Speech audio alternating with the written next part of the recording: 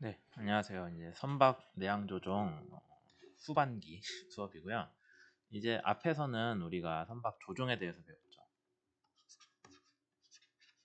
선박 조종은 잔잔한 바다에서 배가 직진을 하고 있을 때 여러분들이 뒤에 방향타를 어떤 방향으로 꺾냐에 대해서 선박이 어떻게 운동을 하는지를 해석을 하는 그런 내용들을 주로 다뤘습니다. 근데 이제 뒷부분에서 배우는 거는 내항이라는 건데, 내항요. 내항은 영어로 시키핑이라고 하고요. 크게 두 가지 관점에서 해석을 합니다. 하나는 선박의 운동이 파도 중에서, 파도 중. 그러니까 조종에서는 잔잔한 바다에서의 선박의 운동을 다뤘는데, 시키핑 내항에서는 파도 중의 선박의 운동을 다뤄요. 근데 이 파도 중에 선박 운동이 작을수록 당연히 좋겠죠. 안에 있는 사람들이 안전할 거니까. 그런 면에서 해석을 하는 게 우리가 내항 성능이라고 해서 전통적으로 보고 있는 그런 분야고요. 그 다음에 수업 때 다룰지는 모르겠지만 파도로 인해서 또 선박이 받는 힘이 있을 거잖아요. 이 힘을 선박 조종, 아까 잔잔한 바다라고 했던 선박 조종에다가 다시 대입을 해가지고 선박이 받는 파도 중에 선박이 운동하는 걸 해석하는 게 최신 연구 주제가 됩니다. 근데 우리 수업에서는 전통적인 내항에 대한 얘기를 할 거라서 선박이 파랑 중에서 운동이 작게 발생하는 여부를 판단을 하는, 예측을 하는 그런 문제를 할 거예요. 여기에서는 기본적으로 어떤 가정이 있냐면은 선박이 가만히 정지해 있거나 아니면 일정한 속도로 전진만 하고 있는 경우를 생각을 합니다. 조종에서는 막 선박이 뒤에 방향타가 꺾여서 돌고 드리프트를 하고 그랬잖아요. 그런 거 없이 그냥 가만히 있거나 직진을 하거나 할 때 파도가 오겠죠. 파도가 오면은 배가 어떤 운동을 하는지, 근데 그 운동이 작았으면 좋겠다. 작은지를 어떻게 알아요? 거기에 대한 해석 방법이 있겠죠. 거기에 대한 얘기를 주로 할 거예요. 그래서 우리 수업 이제 8주차부터 수업 끝날 때까지 주로 다룰 내용은 1번 실제 바다의 파도를 어떻게 우리가 표현할 수 있냐.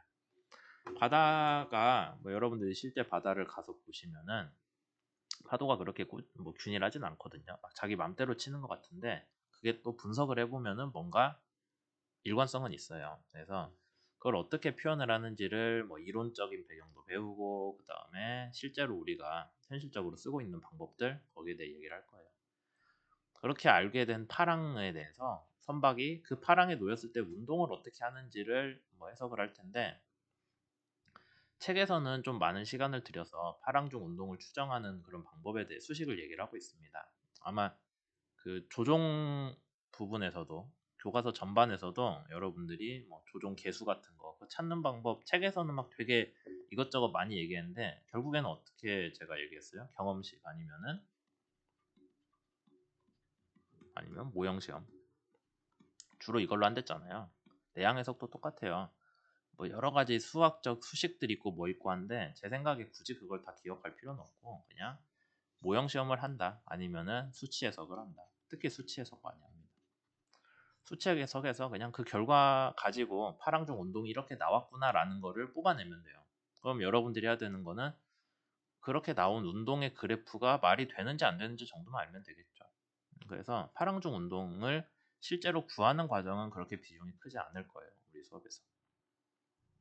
그 다음 마지막으로 교과서에서 다루지는 않았는데 선박 운동이 안에 있는 사람들한테 어떤 영향을 주는지에 대해서도 좀 얘기를 하려고 합니다.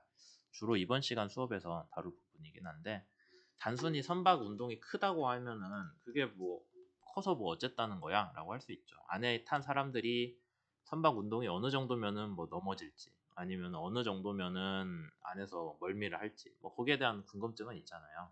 거기에 대한 내용들을 얘기를 할 거예요. 그래서 사실 선박이 파도 중에서 운동이 왜 작아야 되냐라고 한다면은 결국엔 마지막 문제죠. 안에 있는 사람들이 불편함을 느끼지 않아서 원래 선박의 설계상 목적을 달성할 수 있어야 되기 때문이다라고 할 수 있을 거예요. 이 파랑중 운동 해석과 관련해서 여러분들 이제 학기 후반기에 턴 프로젝트로 나갈 거는 NCS 아쿠아란 프로그램이 있습니다. 아마 학생 라이선스는 무료로 쓸 수 있을 거예요. 그걸 가지고 내양 해석을 실습을 해보는 것까지 하려고 합니다. 실제로 NCS 아쿠아뿐만 아니라 여러 가지 프로그램들이 있는데 그거 뭐 조선소에서 많이들 쓰고 있어요. 내양 해석을 위해서. 그래서 여러분들도 한번 써보면은 수업 때 배웠던 것들이 여기에 이렇게 세팅이 되는구나 하는 걸 알 수 있겠죠.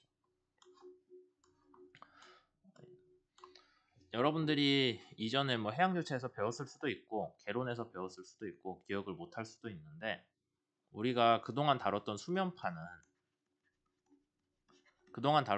문제는 대부분 규칙파를 다뤘고요. 규칙파는 일정한 파고와 주기를 가진 수면파라고 정의가 되겠죠. 파고도 일정하고 주기도 일정한 수면파인데 제가 확실히 기억하는 건 저항추진 수업 초반인데 저항추진 수업 초반에 이런 문제를 해요. 그래서 수면파에 대해서 요구되는 경계조건 그냥 물리적 특성이라고 보면 돼요.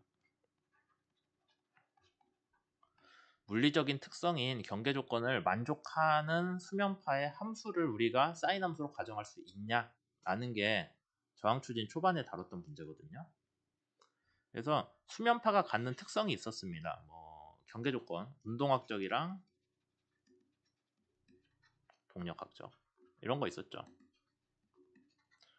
운동학적 및 동력학적 경계조건을 만족을 하는 뭔가 수면파의 함수를 구하고 싶은 수면파를 구하고 싶은데 그 수면파가 뭔가 수식으로 나타나야 되는데 얘를 사인 함수로 표현을 간략하게 한다면은 사인 함수로 간략하게 표현을 한다면 이 두 가지를 만족을 하냐?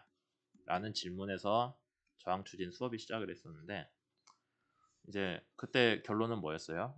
선형파를 가정을 하면 선형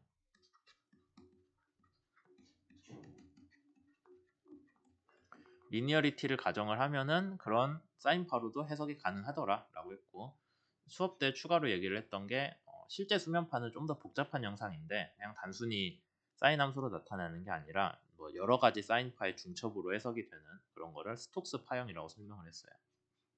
우리 수업에서도 시간이 된다면 스톡스 파형을 다시 얘기를 할 겁니다. 근데 내양 해석에서는 스톡스 파형을 그렇게 중요하게 다루진 않아요. 내양 해석에서는 거의 전적으로 선형 수면파 위주로 문제를 하거든요. 왜냐하면 전체 문제가 너무 복잡하기 때문에 수면파부터 비선형성을 하고 시작하면은 뭐 이게 학부 수준에서 설명을 하기가 좀 어려워요. 그래서 스톡스 파형이라는 게 있다는 것만 아시고 실제로는 선형 수면파로 해석을 한다, 접근을 한다라고 알아두시면 되죠. 그 다음에 여기서 보면은 여긴 L이라고 썼는데 우리 일반적으로 람다라고 표현 많이 했죠. 그 다음에 파고 얘는 A지. 진폭이잖아요. A는. H는 파고. 그렇게 됐을 때 너무 파가 경사가 급하면 파 경사가 얕은 것부터 얘기합시다. 아마 여러분들이 저항추진 때 얘가 거의 뭐 100분의 1 정도 아니면 50분의 1 그 정도 되면은 선형 수면파로 가정할 수 있다고 해요. 그래서 파장이 아주 길기 때문에 이런 파의 변화가 거의 0에 가깝다. 파고가 파장에 비하면 뭐 그런 문제들이 있었는데 파 경사각이 커졌다고 하면 파고가 막 커지거든요. 파장은 그대로인데 이런 식으로. 그래서 파장이랑 파고의 비율이 7분의 1보다 크면은 그래서 파 경사가 상당히 급한 거예요. 이런 식의 파가 나온다면은 이게 수면파가 물이 쌓여서 만들어진 건데 이러고 유지할 수 있겠어요? 안 되겠죠. 그래서 위부터 파도가 짜르르르 하고 깨져서 내려옵니다. 뭐 그게 이제 심한 경우는 우리가 그 파도 타기 같은 거 할 때 나오는 파 그림 있잖아요. 이런 식으로. 그것도 이제 위에 있는 파가 무너지기 시작하면서 아래로 쏟아져 내려오는 거거든요. 이런 경우면은 우리가 정상적인 수면 파형이라고 볼 수가 없죠. 그래서 이때는 뭐라고 하냐? 파도가 깨지기 때문에 쇠파 현상이 일어나서 우리가 알고 있는 선형 수면 파도뿐만 아니라 스톡스 파형도 유지를 하지 못한다. 따라서 일반적으로 내양 해석을 위한 파 조건은 파경사각이 7분의 1보다 작은 경우에 한정을 합니다. 그것보다 크면은 수면파가 뭐 이런 모양으로 나오기 때문에 썩 우리가 배를 띄우고 싶지 않은 생각이 들겠죠. 그래서 우리 수업에서 내양 수업에서 이제 초반에는 규칙파를 어떻게 표현하는지, 그 다음에 그 해석에 대해서 예전에 사실 배웠어요, 여러분들. 저항 때 배웠는데 복습 개념으로 설명을 다시 할 겁니다. 그 다음 실제 바다에서의 수면파가 어떻게 생기는지를 얘기를 하자면은, 실제 그냥 막 이런 식으로 지금 맘대로 생기는 것처럼 보일 거예요.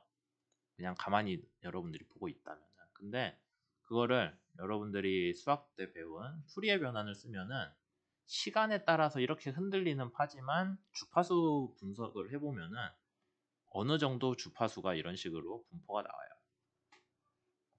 그래서 자주 나오는 주파수 영역이 있고 잘 안 나오는 주파수 영역이 있고, 걔네들끼리 모여서 이렇게 불규칙해 보이는 파를 만듭니다. 그게 이제 불규칙파라고 우리가 표현을 하는데, 앞에 규칙파는 파고랑 진폭이 일정했잖아요. 그래서 여러분들이 그 파의 어느 부분을 보든 똑같은 모양이 나왔는데, 같은 파고와 주기를 가졌는데, 불규칙파는 여러분들이 여기를 볼 때랑 여기를 볼 때랑 여기를 볼 때랑 파가 다 다르죠.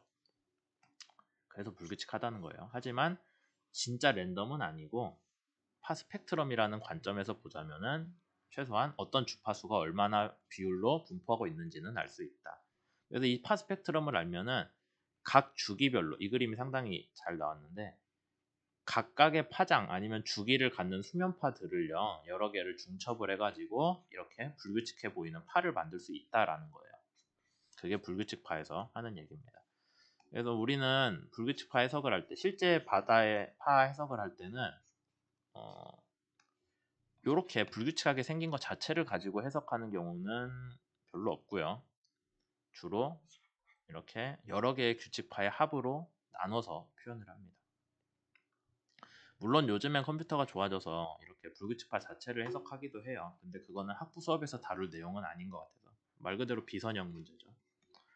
비선형성은 지금 학부 수업에서 다룰 문제가 아닌 것 같아서 주로 선형 문제인 중첩을 통한 스펙파 형상 해석을 주로 다룰 거고요. 우리 수업에서는 그럼 이 파 스펙트럼이 어떤 모양을 가지고 나오냐라는 거에 대해서 이제 물리적인 근거를 가지고 접근을 할 거예요. 그냥 단순히 저렇게 무슨 모양이라고 해야 돼 이거, 이렇게 볼로 올라왔다가 뒤로 갈수록 떨어지는 그냥 이런 모양이야 라고 하는 게 아니라, 정확히 얘가 왜 이렇게 분포되는지가 물리적인 가정을 통해서 얻어낼 겁니다. 그런 부분들을 수업에서 다룰 거예요. 여기까지 하면은 수면파라고, 아니다, 뒤에 좀 더 있네. 지금 하고 있는 거는 여러분들 교과서에서 4장 내용이에요. 그리고 실제 바다에서 파도가 어떻게 생기냐라는 걸 본다면은 우선 바람이 불어야 돼요. 바람 없이는 파도가 안 생겨요. 아니다. 지진이 일어나면 파도가 생기기도 하거든요. 근데 그거는 우리가 생각하는 내양 문제가 아니라 그건 쓰나미라서 재난 문제이기 때문에 우리가 고려 안 해요. 우리가 주로 다루는 파도는 바다에서 바람이 불어서 생깁니다. 바람이 불면은요, 처음에는 이제 수면이 작게 교란이 막 여러 가지가 되거든요. 일정한 속도로 바람이 분다고 했을 때. 그러면은 얘네들이 좀 진행이 되면 파도가 이렇게 바람에 밀려서 생겨요. 좀 진행하면은 군속도 배웠죠. 그룹 벨로시티라고 해서. 군속도 뜻이 뭐였어요? 비슷한 주파수를 갖는 애들끼리 뭉쳐서 가는 속도로 정의를 했잖아요. 그래서 짧은 파들은 느리고요, 긴 파들은 빨라요.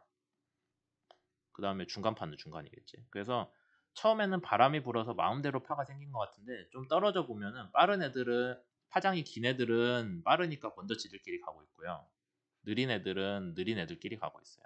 그러니까 여러분들도 저기 처음에 우리 학과 1학년 때는 다 이것저것 다른 사람들인데, 그거 모아놔봐야 한 4학년쯤 되면 서로 맞는 사람들끼리 놀잖아요. 수업도 같이 들고 조도 같이 하고. 비슷해요. 수면파도 바람이 불었다가 좀 있으면은, 좀 더 진행하면은 비슷한 애들끼리 보입니다. 더 가면 어떻게 되겠어요? 진짜로 거의 같은 파장 애들끼리만 진행을 하겠죠. 그래서 이제 실제 바다에서 그것 때문에 스펙트럼이 나오거든요. 비슷한 애들끼리 모여서 가는 현상이 나오기 때문에.